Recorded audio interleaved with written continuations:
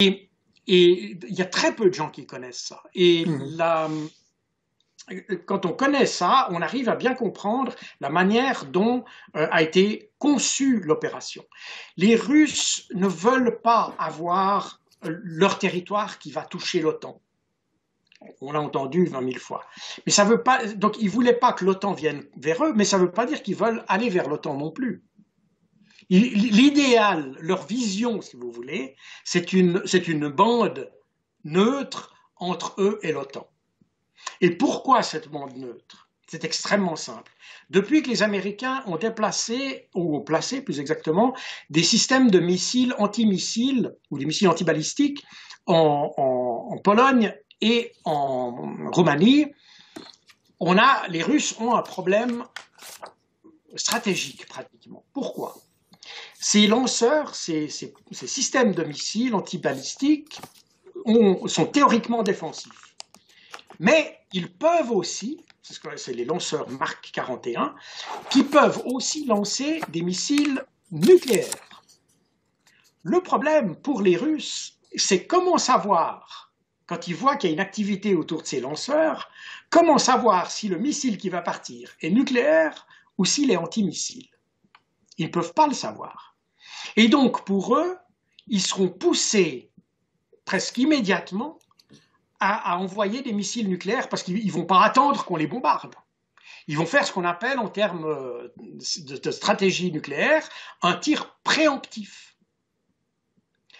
Et c'est ce que Poutine, d'ailleurs, il a expliqué dans ses conférences de presse. Il a dit, il brandit la menace nucléaire, etc. Ben, on ne veut pas écouter ce qu'il a dit. Mais c'est tout à fait juste. Quand vous avez un missile qui est en face de vous et que vous ne savez pas ce qu'il y a là, vous n'allez pas attendre de recevoir la bombe atomique, vous allez tirer d'abord.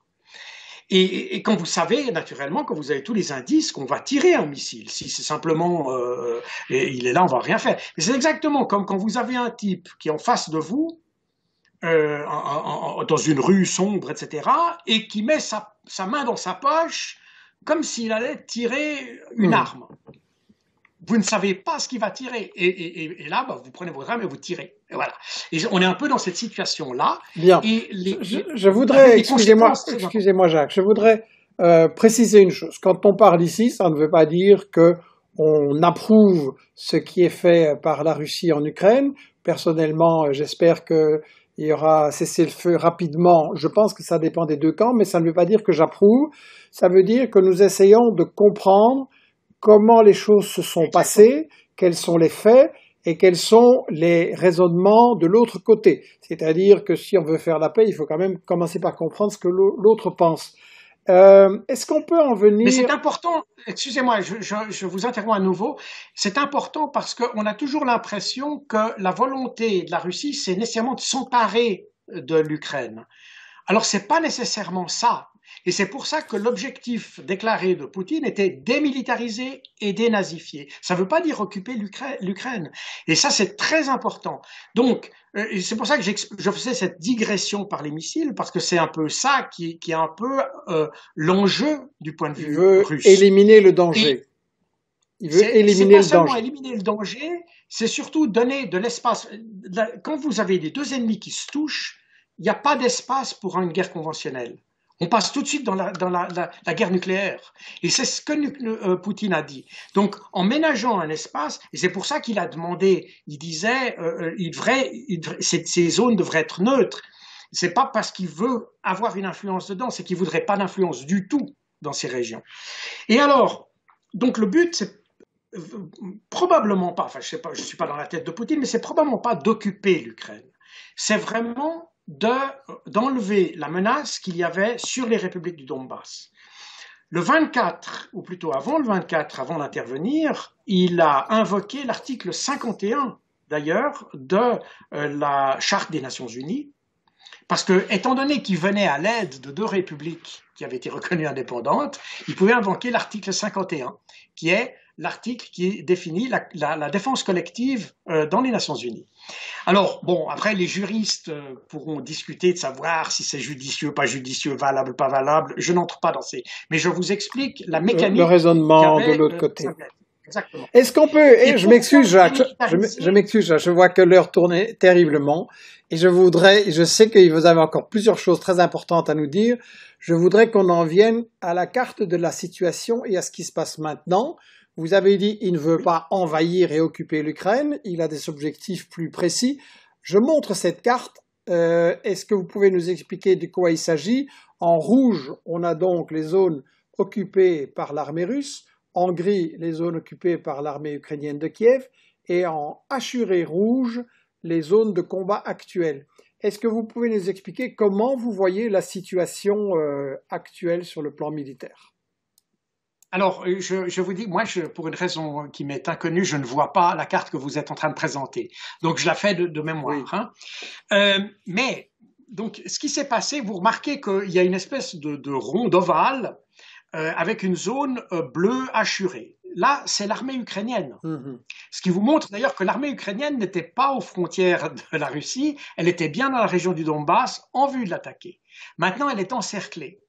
Et ça, c'est la phase de démilitarisation. C'est-à-dire, on enlève la menace militaire qui pesait directement sur les républiques du Donbass. Maintenant, ce qu'il faut savoir, c'est que les villes, la stratégie russe, d'ailleurs, c'était la même chose pendant la Deuxième Guerre mondiale, il faut étudier les grandes batailles de la Deuxième Guerre mondiale pour comprendre que les Russes évitent les villes.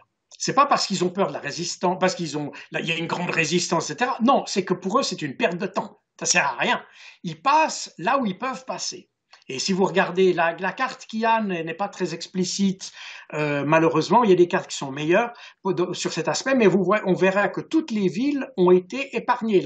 L'armée russe a passé autour des villes et a continué tout droit. Ce qui fait qu'elle est allée très rapidement. Vous savez, l'armée russe, je crois qu'il n'y a jamais eu dans l'histoire une avance aussi rapide d'une armée.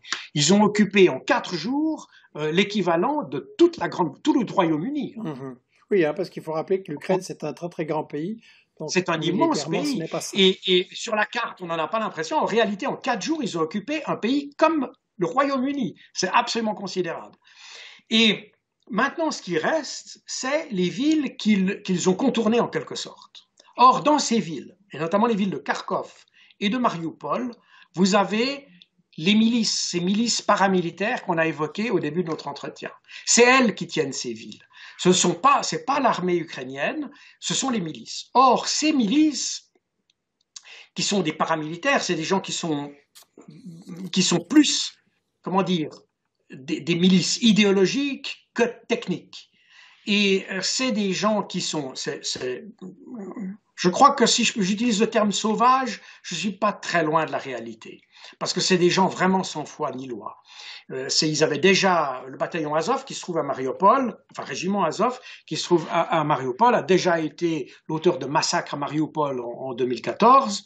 Il a été auteur de plusieurs massacres dans le Donbass, parce que les républiques du Donbass qu'on a aujourd'hui, c'est ce qui reste, mais il y a les républiques.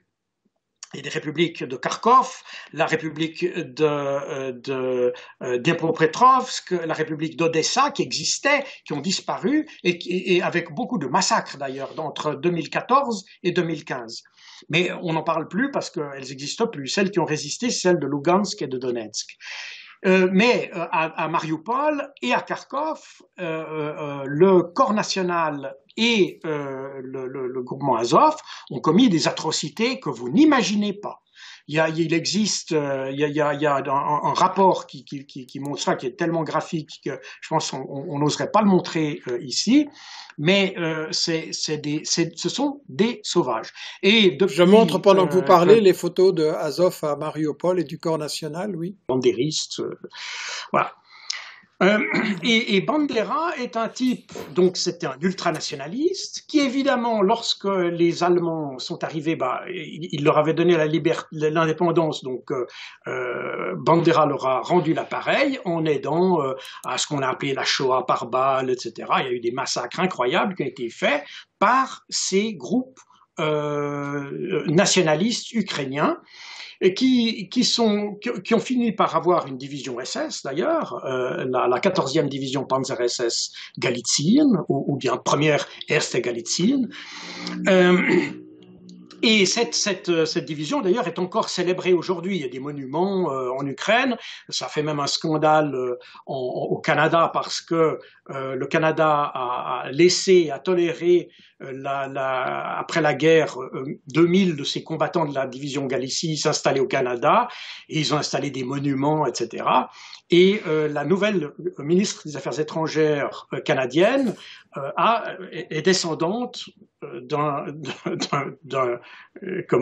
Ukrainien qui était associé à ces mouvements. Ce qui explique aussi un petit peu l'attitude du Canada. Et donc, excusez-moi Jacques, mais quand on voit les images de l'époque, là, les affiches que vous m'avez communiquées, on est vraiment dans tous les grands clichés de la propagande nazie, de la propagande fasciste, et notamment l'antisémitisme, le profil, tout ça. Oui, absolument. Non, si vous voulez, c'est pour ça, on dit c'est pas des nazis, etc. Alors je dis oui, je suis d'accord, c'est pas des nazis, mais ils sont violents comme des nazis, ils sont nationalistes comme des nazis et ils sont antisémites comme des nazis. Donc ils ont toutes les caractéristiques, mais stricto sensu, j'aime bien que les choses soient assez précises et effectivement, stricto sensu, ils ne le sont pas, mais ils en ont toutes les caractéristiques. Et donc aujourd'hui, vous nous dites qu'il y a une filiation. Quand on regarde les sigles des différents partis nazis, il y a clairement, c'est la croix gammée SS à peine déguisée. Alors, c'est pas la croix gammée SS, c'est le Wolfsangel, c'est une rune. Vous savez que les unités SS se distinguaient entre elles par des runes, des anciens, des runes germaniques en fait, des traditionnelles runes germaniques. Et vous aviez toutes les divisions Panzer et les divisions SS se distinguaient chacune par une rune. Le Wolfsangel, c'est cette espèce de Z retourné avec barré par un I. C'était l'emblème de la deuxième division SS Das Reich. La deuxième division SS Das Reich, elle a la particularité en Ukraine d'avoir libéré la ville de Kharkov. Ou Kharkiv, on dit aujourd'hui, parce que c'est devenu l'Ukraine. En 1943, elle a libéré Kharkov. Avant de retourner sur France d'ailleurs et de commettre en juin 1944 le massacre d'Oradour-sur-Glane. Alors en France, Das Reich, c'est des criminels de guerre, mais en Ukraine, c'est des libérateurs. Et c'est là où on a cette espèce d'ambiguïté que d'ailleurs les pays occidentaux ont en fait un peu exploité. Pourquoi ? Parce que d'abord, il faut savoir que la lutte, on a parlé dans les années 30, donc la guerre de ces unités SS, mais après la guerre, c'est-à-dire dès 1946, l'ennemi n'est évidemment plus les nazis, mais l'Union soviétique.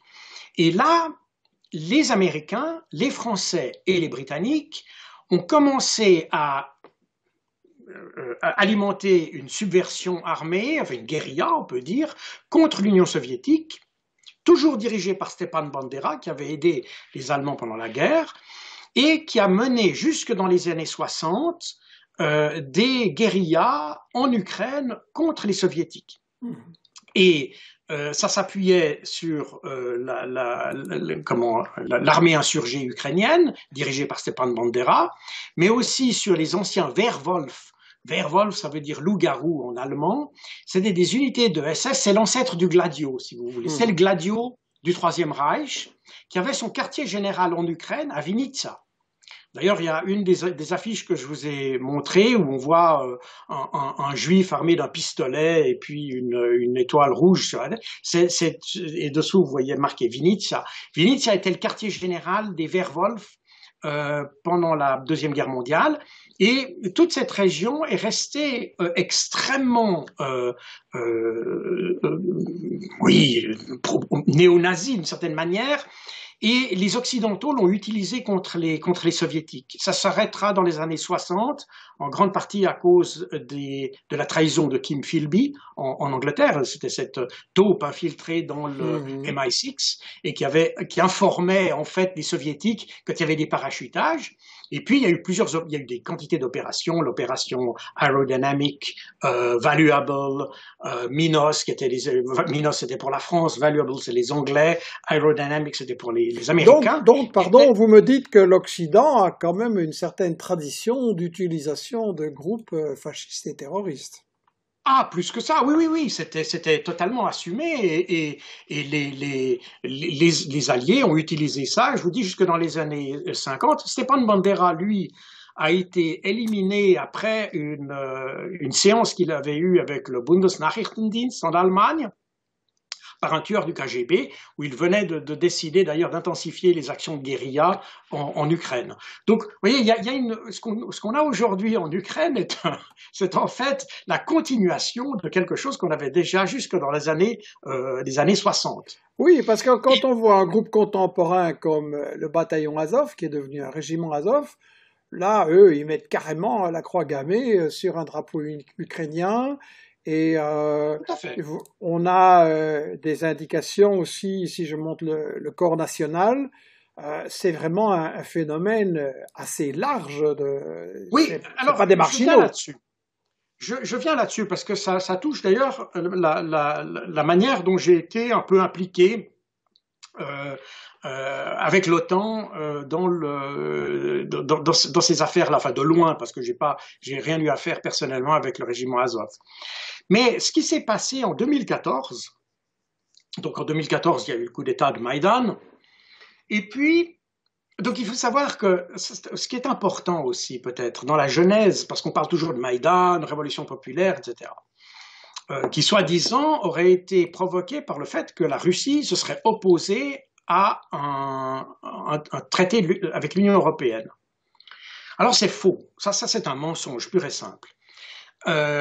En 2012-2013, l'Union européenne avait approché l'Ukraine pour développer des contacts, et l'Ukraine, elle aussi, pensait à se développer, comme tous les pays de l'Est d'ailleurs. Ils voyaient dans l'Union européenne une sorte de, comment dire, un espoir de développement, disons ça comme ça, et des perspectives de développement avec les aides de l'Union européenne, un commerce facilité, etc. Donc, ouais. Et ils ont commencé à travailler sur un traité avec l'Union européenne.